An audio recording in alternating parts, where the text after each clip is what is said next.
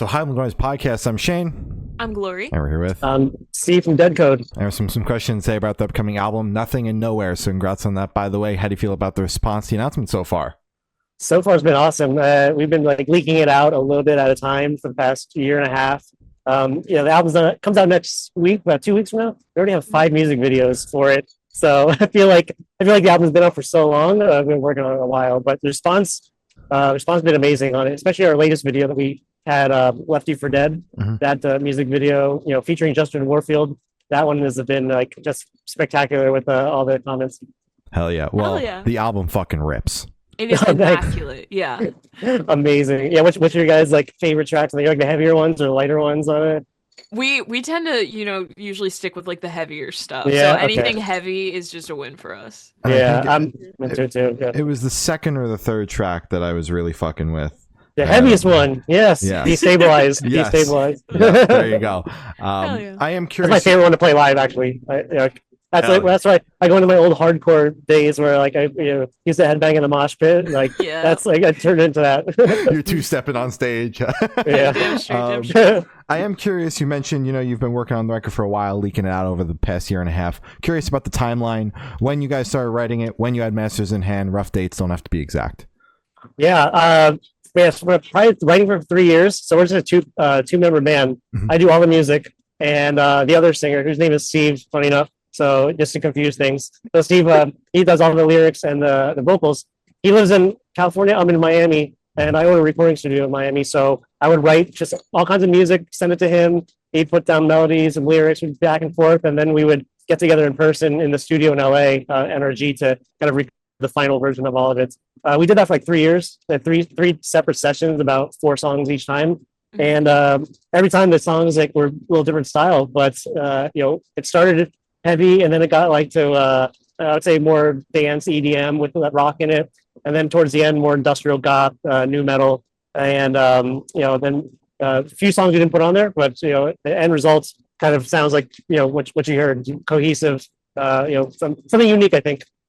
Absolutely. Yeah, Gotcha. straight. Hell Yeah, and if it looks like I'm flashing right now, I'm actually on tour, so we're going to our show tomorrow with Filter. I'm in the tour bus right now. You're good. Yeah, no worries at all. I saw the touring schedule. I was hoping you would be in a hotel or something hanging out, but the tour bus is I bought Starlink, so I got Starlink on there, and I'm in the middle of Kentucky with gigabit. So. Okay, all right. Oh You goodness. definitely have the most stable connection of anyone we've interviewed in a moving vehicle. I'll be honest. Yeah. Not what it says that way. Yeah, right? Oh my goodness. Yeah, we're mobile. Our band's very tech enabled. Mhm. Our backgrounds, both my singer and I are professional hackers, cybersecurity people in our real lives. Oh, yeah. So That's fucking dope. Hell yeah. Yeah, damn straight. And is there any meaning behind the album title or cover art? The cover art, there's not so much meaning for it as far as a message. We wanted to have something that was an identifiable type of brand, because I'm very into building up, almost we're not signed. I don't want to be signed, so I like to treat it like music business where you have an identity and build up. So I wanted to have something that was very dark looking, but a little bit on the feminine side. So that's why we have a lot of our images of women's faces. And the artist, his name, and I fell in love with his art on Instagram, seeing stuff that he's posting, and we were looking for some artist to work with that has very good work ethic, something we can rely on to make a whole bunch of different images and build help us build shirts and stuff. And when I saw his stuff, it's very horror themed with a romantic touch. I was like, oh man, I love that. So we use that for the arts. And then the album title, Nothing and Nowhere, it's actually my singer. He came up with that. There's an old industrial band called The Birthday Massacre,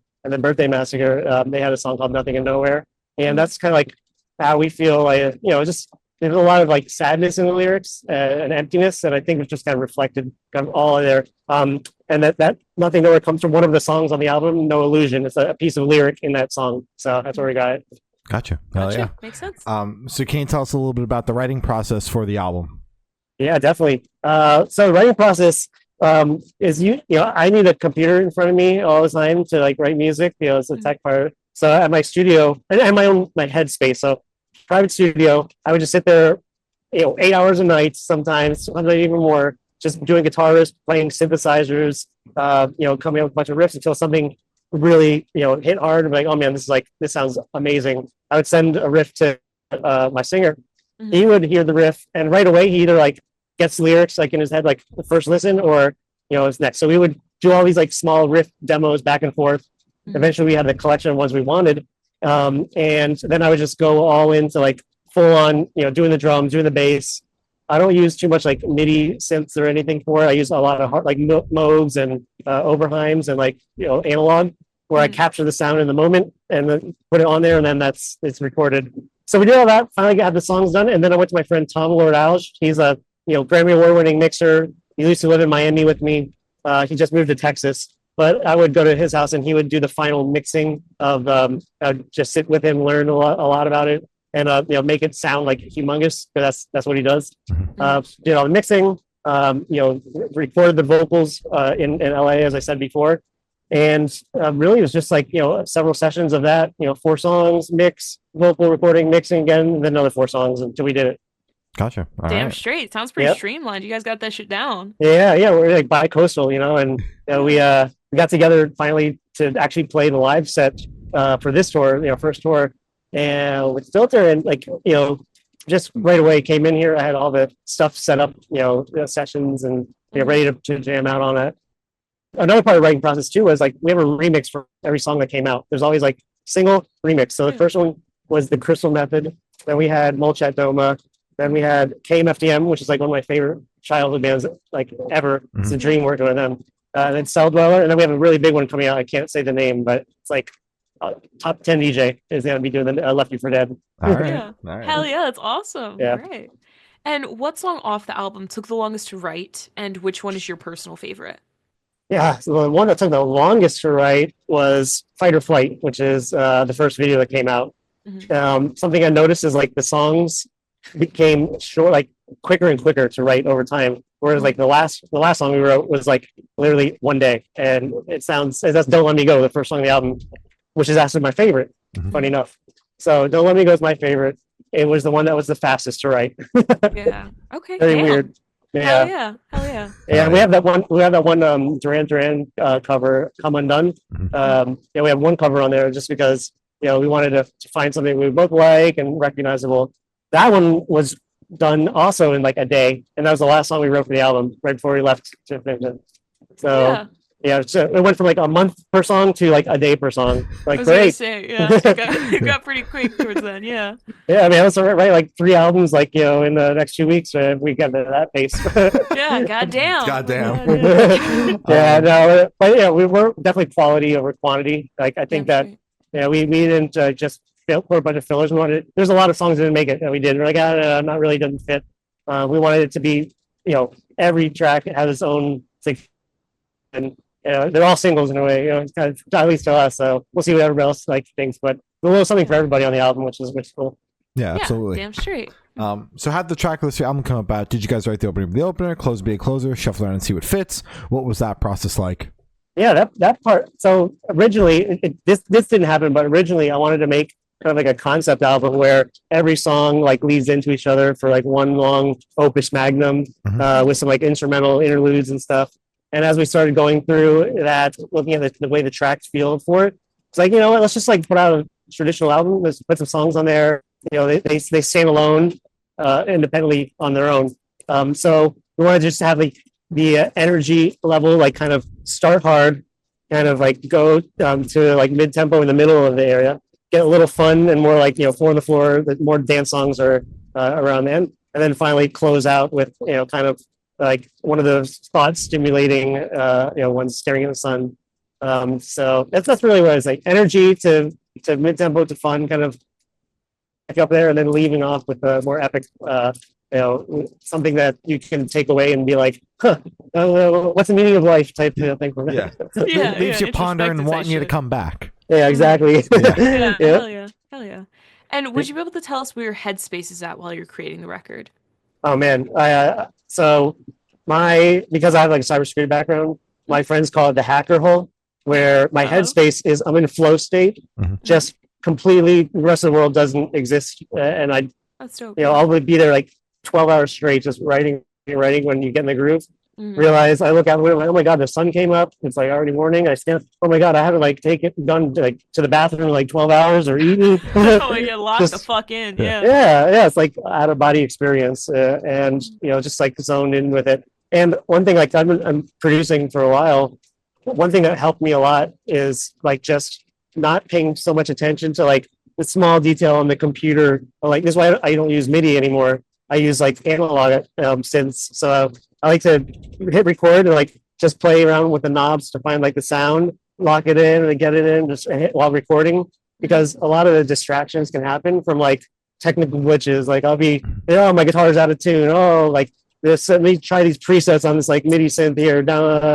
Oh, I haven't do an update on my computer. Oh, like my guitar strings are old. Like you just get so distracted and stuff. So I like to just no distractions, focus on the music and be like touch it and feel it in a way. Exactly. Yeah. Dial the fuck in. Yeah, dial in, man. Yeah, when you feel it like physically, you kind of like feel it mentally too. Yeah, damn straight. Yeah. So how do you recommend your fans to listen to this album for the first time? Should do in the car with friends, in dark with headphones on? Is workout album, party album? What do you personally recommend? Man, that's the thing. Like, there's a little bit of everything for all situations. You want to do the party, just like throw it on and have a party. You can put on, there's this track, Call Up the Liars is like a party. I Just Want to Fly is a party song. Left You for Dead is like like the music video is like a goth rave, type of environment. So that's a club song. But then put on the headphones in a dark spot, just like close your eyes and like focus in deep, like leave it all behind. Has like so many layers on it. Don't Let Me Go. Don't Let Me Go has an outro on it that's you have to like really pay attention to what it's doing. It's from like there's a sample from my favorite book that turned into a movie called The Fountainhead. And there's like the trailer from 1949. There's in a old TV playing in the background. You hear the trailer and like a light piano that I recorded at my house. So there's so many like layers that you can listen to again and hear something new. So that'd be Don't Let Me Go, Leave Behind. Staring at the Sun is like that too. And then there's some other like just straightforward like radio type rockets. So yeah, I think every track is a different purpose. Yeah, soundtrack to your life in a way. Definitely, man. I have a diverse taste in music. I like everything from classical to dubstep to death metal, black metal to new metal. I like it all. Yeah, exactly. Damn straight. Now, having such an eclectic taste, what is like the influence that you primarily pull from? The influences. Yeah, it started with for this band with bands like Cell Dweller, which if anybody doesn't know him, he's not too big. He writes a lot of like electronic hard rock with a bit of new like emo, screamo, and like techno-y drum and bass. But he does a lot of soundtracks for movies. So I like him because he's like a one-man project. It started out as just me being like, I'm just gonna like write music for myself, and like I'll hire features, singers, and ones I like to come on there until I found my singer. So it started with Cell Dweller and 9 Inch Nails is a big one. Love 9 Inch Nails. Trent Reznor is like one of my favorite all-time musicians. It came FDM, so which is cool. That's why like we reached out to them to do remixes for it. Like all the influences ended up doing a remix for not all of them. Not 9 Inch Nails. I wish I had 9 Inch Nails remix. That'd be insane. That'll be the next one. That would be next. I'll just die happy, retire. Yeah. But Cell Dweller and KMFDM did one, which was like my other favorite. So and then towards the end, like speaking for my singer, his influences are Linkin Park. He was with Chester in the studio and like a couple of the albums. Watching and learning and hanging out, and also Chris Cornell. He likes I guess dead singers. Like Oh my god! Unfortunately, it was like there's a lot of emotion. Like they had those guys are amazing singers, but they both like their side singers. They have like some weird dark feelings inside them. Unfortunately, like bless them for like leaving all the great music behind here. But those are my singers' influence. So I'm glad. I have to have a talk with him, Steve. I hope you. Don't think about anything they did. Don't be too Don't do that shit. I need you, man. Yeah. Exactly. Our first tours here. I can't do that. Oh my goodness. So this one should be super, super quick. Off top of your head, I want you to describe this album for new listeners in 3 words. No more, no less. Nothing and nowhere. Is that cheating? No. Yes, that's cheating. We don't count that. Okay, 3 words or less. No, 3 words. 3 words. No more. Only 3 words. Okay. No more, no less. No more or less. My personal influences. Hell yeah. That's good. Hell yeah. I Hell love yeah. that. Yeah. This because it's music that I've been in a lot of bands, signed bands before, and I always feel like I'm doing a lot of music for like to please other people or please a record label. I want to be my own biggest fan. So that's what I mean by like that. Like my preference is like doing it from all my influences, like the music, making music I'm proud of that I like, and I would be a fan of myself. So, and it's from all my influences and things I like to do rather than trying to make a hit for some other person there. So if other people like it, and like, awesome, you have the same taste as me. Yeah. Yeah. Hell yeah. Love it. Wonderful. And in that same train of thought, is there a certain feeling or emotion you want listeners to have while going through the album?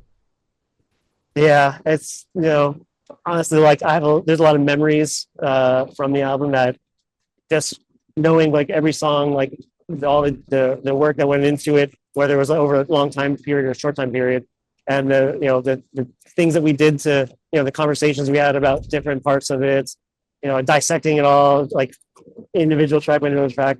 So I have a lot of like memories when I listen back to it. I like to like try sometimes to let myself go and just sit back and take it in as a whole rather than overanalyze everything. And I do that. I haven't really done that yet because it just came out. We just got like the finals and in last week. Yeah. And then after that, I went to Italy for another event, and now I'm on tour. So I'm like take the whole thing in, like pop the CD in, and like just vibe out to it. So I can't look forward to that actually. That should be good. Hell yeah, wonderful. And are you able to touch on any particularly challenging or standout moments during the creation of the album, positive or negative? Yeah. So standout moment would be, not really into music so much, but something that helped the band, like overall, pretty much our third member of the band, Justin Warfield. He's the singer from She Wants Revenge. He's also now our manager and like a really good friend. He came in after the first, batch of songs. We had the one music video, Fireflight, and four other songs. And it was just me and him trying to like just make music. Justin found us somehow. I think Steven Sims found him through his wife or something. But when he came in the band, that was the moment that like everything kind of shifted to, let's make this like into something humongous. Like this is like you guys. It was one validation from him because we're both fans of his band. But the fact that he like took it so serious and like really liked it himself and like motivated us a lot. I think that was a pivotal moment that really we're like, oh man, like this could be like a really, really big thing. So we like kind of doubled down on stuff, got the rest of the songs done. He's been motivating us for all aspects, from like personal journey, going on tour, musical, like A&R, to like even a feature. He and I was a vocal feature on one of the tracks. Yeah. So that was, back to that. That was one of the biggest moments was like having him in the project. That's incredible. That's Fuck awesome. Yeah. Hell yeah. Yeah. Love you, Justin. Yeah. Shout out. So since you're on tour, we got to ask, what's your go-to snack at a gas station or a rest stop? Well, I don't have a snack. I have a Red Bull right here. Okay. Hell yeah. No, that counts as a snack. Fridge full of Red Bulls. I think I've been having a lot of trail mix for me. Where I feel like I'm getting some protein in with peanuts, and then I have a sweet, so there's a little bit of M&Ms mixed in there. Got a lot of meal plans in the fridge, so I'm always I rely on that at home. I'm not a terrible cook. Do a lot of things good, not cook. So just pop it in the microwave, and there's a healthy steak. Yeah, make it easy. Yeah. Hell yeah. Yeah, so that's that. Red Bulls and meal plans. Damn straight. And on the topic of food, if the band was a dish, what dish would the band be and why? Whoa, the whole band dish. Well, my singer's a vegetarian or vegan. So he what's the pescatarian where you eat sushi? Right? Oh yeah. So fish. Yeah. So I like sushi too. So I think it would be a California roll. The California roll. That's what it would be. Like the sushi roll, like that. So because he likes sushi, I like sushi, and then a lot of this stuff happened in California. So we'd be a California roll. There you go. Wonderful. And roll together like all of our musical influences and tastes, and now I'm rolling on the tour bus. So. Yeah. There you go. Hell yeah. And for the last couple questions, I'm going to shift completely away from music and go straight to death row. Boom. So if you're on death row, what would your last meal be with a drink? What would my last drink be on death row? Last meal and a drink. Oh, last meal and drink on death row. Oh man, that's a tough one. Going a dark spot. That's what I'm gonna get my my thing. I would probably have for a drink Slurpee, 7-Eleven Slurpee. Okay. Because Okay. I know it sounds weird, but I used to drink one almost every day as a kid. So I'd be like, well, you know, I came in the world this way, I'd go out in the world this way. Damn right. Damn right. And then for a meal, man, that's I guess the same thing there. A Dairy Queen ice cream cone, vanilla. No, a Blizzard, a Dairy Queen Blizzard. I know it sounds like a weird meal, but again, that was my first job, was at Dairy Queen, and I had like ice cream every fucking day. So Yeah. again, I, you know, came in this world and go out this world with Slurpee and ice cream, something sweet, something you know, something sugary, and something that reminds me of my childhood. All right. There you go. Hell yeah. That's wonderful. And if you could live in one fictional world for a week, where would you live? Oh man, fictional world for a week. I would live in cyberpunk world because I'm a very good hacker, so I would know my way around really well. Mhm. I love sci-fi, and you know, I like you know, the whole cyberpunk like aesthetic and look. Mhm. So yeah, I would probably live in that world, or something like one of the cooler like Tron type, you know, things like super in the future, like everything's like activated through there. I can call up anything, be like, oh, well, my guitar, like open up a portal and my guitar comes in my hand, and that's something like that. Yeah, that'd be fucking awesome. Yeah. Hell I like Lord of the Rings and like fantasy world, but I wouldn't want to live in there. Like Game Yeah, of hell Thrones no. stuff. Game of Thrones, Yeah. like, yeah, I'm like, who am I gonna battle with my sword tomorrow and die? Like, Exactly. which brother is gonna betray me? Like, you know, I don't. And Yeah. there's no AC. So No in the future, AC. there's for sure AC, right? Yeah. Oh yeah. I mean, I live in Miami. It's so hot. I need AC every day of my life, and I don't know why I live in Miami, to be honest. I like the cold weather, but yeah, no AC, no doing anything, you know, except being grumpy. That's it. Yeah. Exactly. Hell Yeah. Damn sure. And other than asking the last question, every single person who's spoken to have said that is the most important question. What is your favorite color? Black. if you had like a second favorite color, what would that be? Because I I don't have- count black as a color. Everybody says black probably too. It's like their favorite, especially rock bands. Okay, my favorite color, lime green. Like, Ooh. yeah, like a lime neon green, because you know, like the Matrix, like you know, they have like the Matrix. Yeah. So like I own a cybersecurity company. It's like one of my what funds all of this is pretty much, you know, like my my day job. It's not really a day job because I also, you know, treat that like I don't have to clock in, clock out. I do like both at the same time. And our colors are like totally Matrix themed, like So badass. on brand. So I always wear green. I always have green like things. Like, you know, like my shoes right now is like, you know, they have lime green shoes. I don't know. Yeah, the neon green. That's Hell great. yeah. Hell yeah. Awesome. So as I said, that's all the questions you have today. Is there anything that you would like to plug? Yeah, not plug. I want to ask you about that Gravedigger poster you got in the back there. That's pretty badass. Hell yeah, got that. My family, my parents took me to the Gravedigger the shop in North Carolina when I was like 3 years old, because I was big into Monster Jam then. It's signed by Dennis Anderson. Wow, Yeah, that's badass. I saw Gravedigger about 2 years ago down in the Marlins Arena. My nephew loved monster trucks, and my sister was like, "You want to take him there?" I was like, "Yes," but secretly, like, I wanted to go. Yeah, sure. I'll go for the kid. You know. Yeah, No exactly. Yeah, sure. About that, I'm like, I'm the one buying all the merch and stuff. biggie. In your size, yeah. Keep yourself in. Yeah, but yeah, to plug, you know, so there's a really cool event going on, you know, because like we're kind of like running this whole thing ourselves. You know, it's really hard for discovery right now for like musicians. There's so much out there and so much like social media stuff. So there's a unique thing that's happening right now. It's an auction that all of like, well, not all of it, some of my collectibles like trading cards, Magic the Gathering cards, original comic book art with Heritage auctions. They're like an online auction house, and they send out a catalog to 20,000 people with this the full CD inside the catalog. And it's Deadcode's original art auction. Not my original art, but like the art I own. So it's like a great promotion to like celebrate the album release, get some awareness out there.